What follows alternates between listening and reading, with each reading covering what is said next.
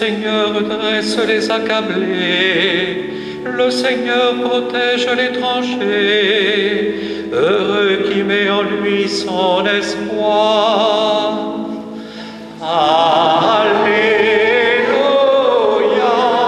Alléluia, Alléluia, Alléluia.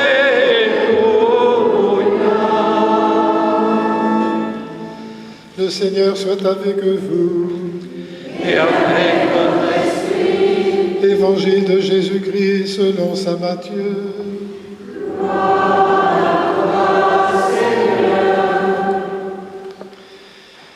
Jésus s'était retiré vers la région de Tyr et de Sidon. Voici qu'une Cananéenne venue de ces territoires criait « Aie pitié de moi, Seigneur, fils de David. Ma fille est tourmentée par un démon. » Mais il ne lui répondit rien. Les disciples s'approchèrent pour lui demander « Donne-lui satisfaction, car il nous poursuit de ses cris. » Jésus répondit « Je n'ai été envoyé qu'aux brebis perdues d'Israël. » Mais elle vint se prosterner devant lui. « Seigneur, viens à mon secours. » Il répondit « Il n'est pas bien de prendre le pain des enfants pour le donner aux petits chiens. » « C'est vrai, dit Seigneur, dit-elle, mais justement, les petits chiens mangent les miettes qui tombent de la table de leur maître. » Jésus répondit « Femme, ta foi est grande. Que tout se fasse pour toi comme tu le veux. » Et alors même, sa fille fut guérie. Alléluia, Alléluia, Alléluia, Alléluia.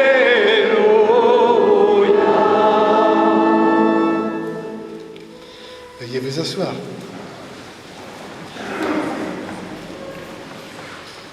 On l'a chanté, que tous les peuples t'acclament, Dieu, qu'ils t'acclament tous ensemble. Vous sentez, chers amis, le caractère universel, tous les peuples.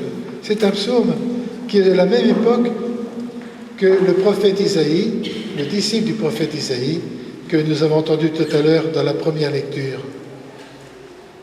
Il faut savoir que c'était le retour d'exil, 40 ans en exil à Babylone. C'est long, ça, 40 ans. Mais ceux qui étaient en exil ont eu le temps de se faire des amis, même s'ils étaient des esclaves. Ils se sont fait des amis. Ils se sont rendus compte que même à Babylone, il y a des gens qui sont pas mal. Et quand ils sont rentrés au pays, ils avaient un cœur beaucoup plus ouvert que ceux qui étaient restés dans le pays. Si bien que la rencontre était difficile, le retour était difficile.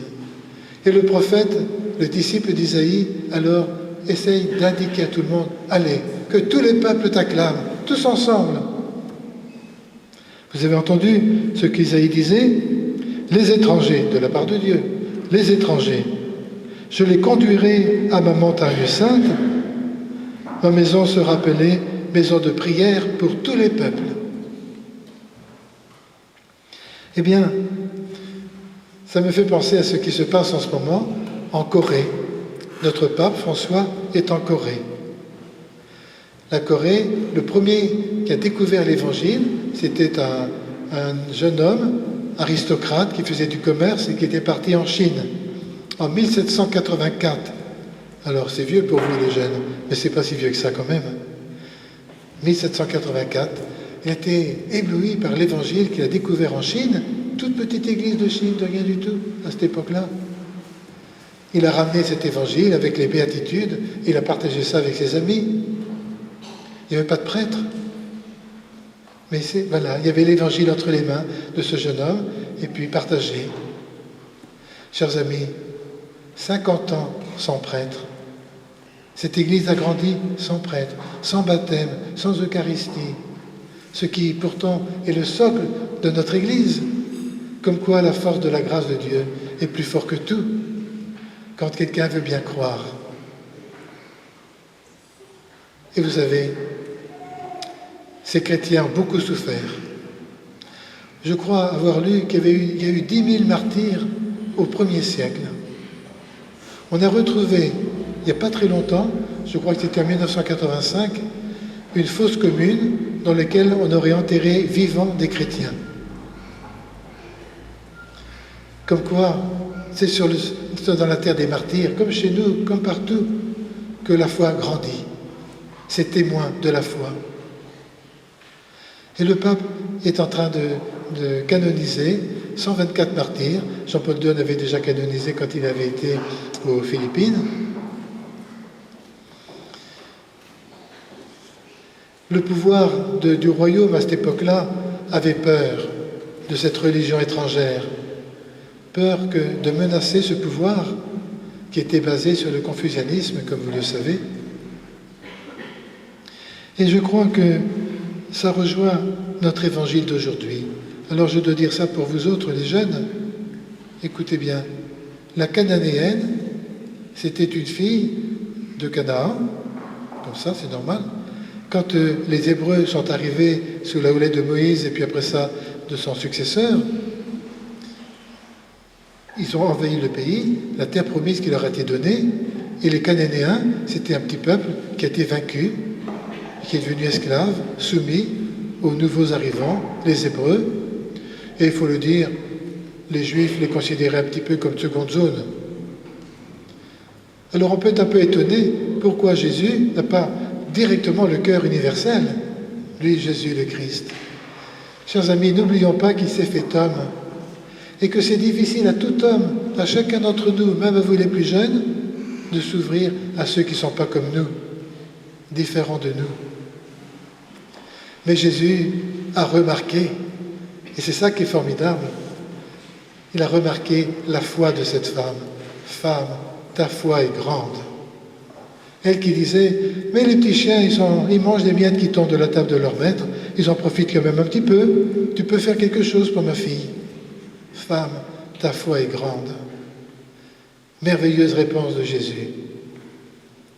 Chers amis, nous vivons à une époque où il nous faut faire la vérité entre identité et ouverture.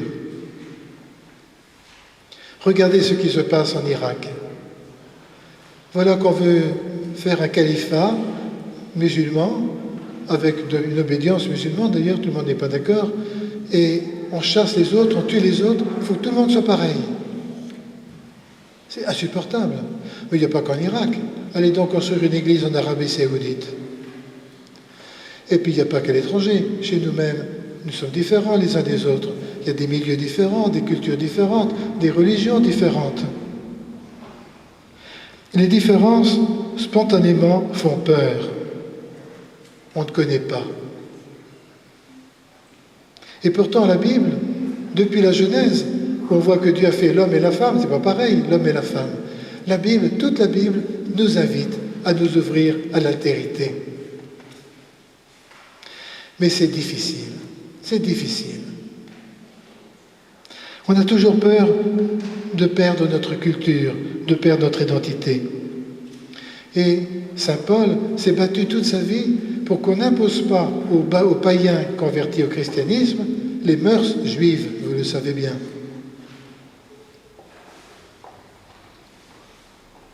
L'unité, c'est beaucoup plus riche que l'uniformité. Mais on voudrait toujours que les gens soient comme nous.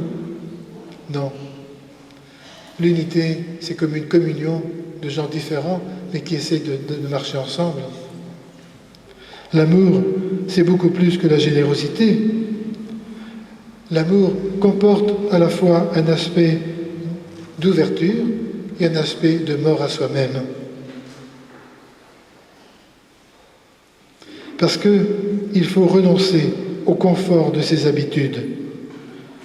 Et ça, c'est dérangeant. On n'est pas habitué, ça s'est jamais fait, c'est comme ça d'habitude. C'est tout ce on n'arrête pas de dire ça.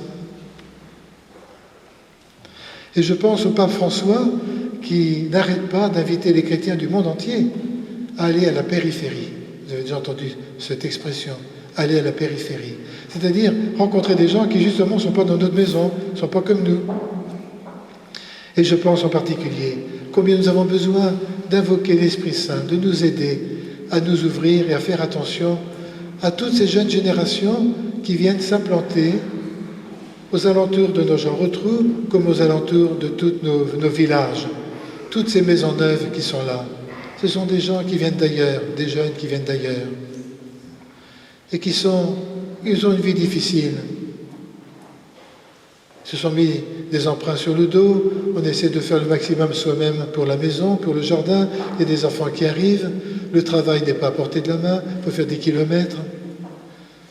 Ils ne savent pas trop comment rencontrer les gens du pays, ils ne connaissent pas leur église. Ce n'est pas évident pour eux.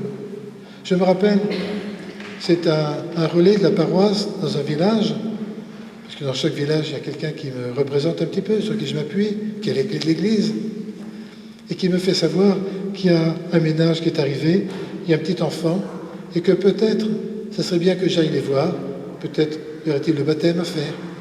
Alors j'y vais. Il y avait un gros chien qui aboyait. Oh, j'avais peur. Je suis resté dehors, bien tranquillement. J'ai attendu qu'on vienne m'ouvrir.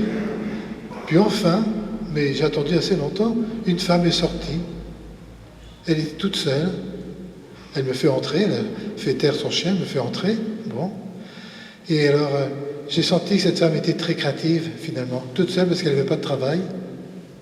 Avec son petit Thomas. Elle me dit, oh, je voudrais bien qu'on baptise notre petit Thomas. Mais madame, on va le faire, bien sûr. Et comment allez-vous connaître un peu les autres? Comment vous pouvez vous ouvrir un peu? C'était ça, ce que j'ai cherché à faire. Mais c'est pas évident. Eh bien, vous voyez, c'est à nous. C'est à nous, les chrétiens, d'essayer d'avoir des idées d'abord, pour proposer des choses qui puissent inviter les gens de la périphérie. Je pense, ce qu'on a fait hier, alors on n'était pas à la colline de Rougemont à cause de la peur de la météo, du mauvais temps, puis il faisait froid, on s'est réfugié dans l'église de Vichères. Mais on devait venir à Troubadour. Et j'ai remarqué qu'il y avait beaucoup de gens que je ne connaissais pas du tout, que je ne voyais pas à la messe, et qui étaient venus pour écouter, voilà, chanter ce Troubadour. On a même chanté une chanson de Brassens dans l'église. Alors quand même, je vous salue Marie, vous connaissez peut-être cette chanson.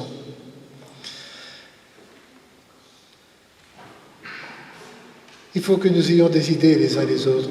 Vous savez, les idées fécondent des autres idées. Il n'y a jamais d'idées inutiles.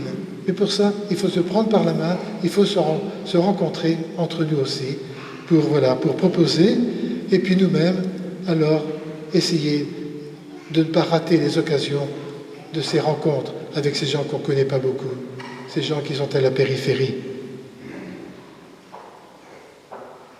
Chers amis, je sais bien que vous faites déjà beaucoup de choses, et vous le faites parce que c'est utile. La parole de Dieu nous invite aujourd'hui à nous ouvrir encore davantage, à nous laisser surprendre par ce monde qui bouge, par cette jeune génération qui vient s'installer autour de nos villes et de nos villages. Comme Jésus, nous serons émerveillés. Ô femme, grande est ta foi. Ma maison sera appelée maison de prière pour tous les peuples. Ô oui, Dieu, que les peuples t'acclament et qu'ils t'acclament tous ensemble.